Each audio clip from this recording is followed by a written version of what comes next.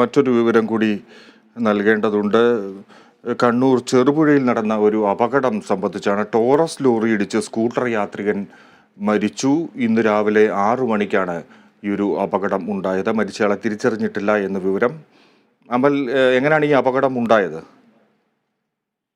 സുജി, ഇന്ന് രാവിലെ 6 മണിയോടുകൂടിയാണ് ഈ ഒരു അപകടം ഉണ്ടാകുന്നത്. കണ്ണൂർ ജില്ലയിലെ ചെറുപുഴയിൽ ടോറസ് ലോറിയും സ്കൂട്ടറും തമ്മിൽ പരസ്പരം കൂട്ടിയിടിക്കുകയായിരുന്നു. ഈ ഒരു ഇടിയുടെ ആഘാതത്തിൽ സ്കൂട്ടർ യാത്രികൻ റോഡിലേക്ക് തെറിച്ചു വീഴുകയും നിർത്താതെ പോയ ഈ ടോറസ് ലോറിയുടെ ചക്രങ്ങൾ ഈ സ്കൂട്ടർ യാത്രികന്റെ തലയിലൂടെ കയറി ഇറങ്ങുകയായിരുന്നു. ഈ സ്കൂട്ടർ യാത്രികൻ തൽക്ഷണം അവിടെ മരിക്കുകയാണ്. നിലവിൽ അദ്ദേഹത്തെ തിരിച്ചറിയാൻ വേണ്ടി സാധിച്ചിട്ടുണ്ട് എന്നാണ് മനസ്സിലാക്കാൻ വേണ്ടി സാധിക്കുന്നത്. കാസർഗോഡ് ജില്ലയിൽ ഉൾപ്പെടുന്ന വെസ്റ്റലേരി നാട്ടക്കലെ സ്വദേശിയായ കുമാരൻ എന്ന 58 വയസ്സുകാരനാണ് മരണപ്പെട്ടിട്ടുള്ളത്.